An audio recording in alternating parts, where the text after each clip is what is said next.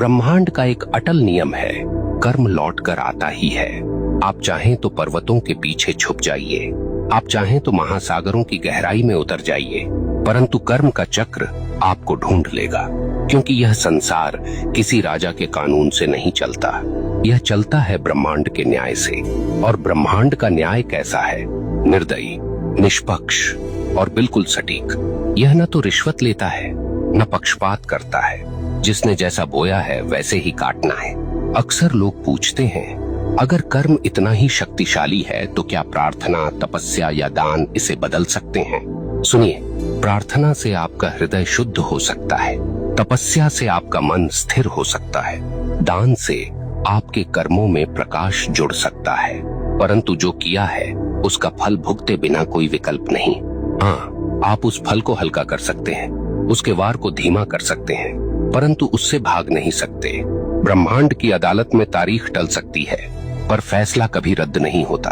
अब सोचिए, जब आप किसी इंसान के साथ अन्याय करते हैं तो वास्तव में क्या होता है? वह इंसान आपको कोसता है, उसकी आत्मा से निकली आह सीधी ब्रह्मांड तक पहुंचती है और ब्रह्मांड इसे दर्ज कर लेता है।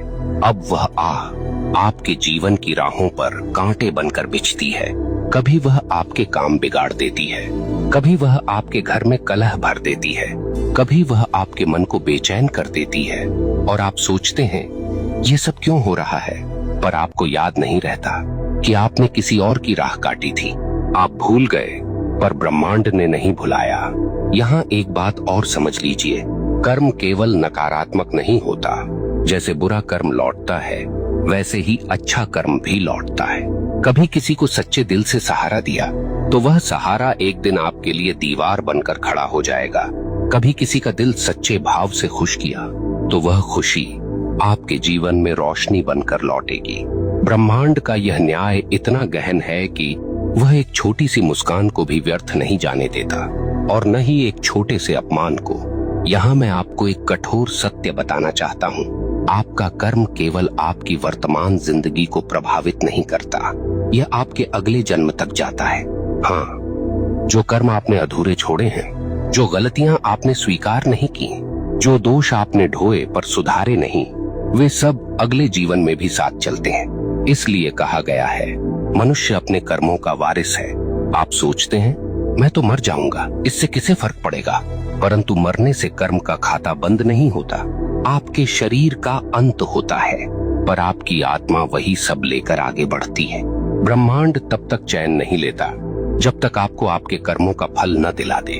अब आपसे एक प्रश्न पूछता हूँ, क्या आपने कभी देखा है कि कोई बच्चा जन्म लेते ही संघर्ष में होता है और कोई जन्म लेते ही वैभव में?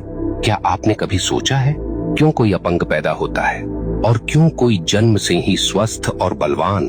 क्यों कोई भूख में जन्म लेता है और क्यों कोई सोने की थाली लेकर? यह सब संयोग नहीं, यह सब कर्म का लेखा है। ब्रह्मांड किसी को बिना कारण दुख या सुख नहीं देता। अब एक और गहरी बात, कर्म केवल व्यक्तिगत नहीं, सामूहिक भी होता है।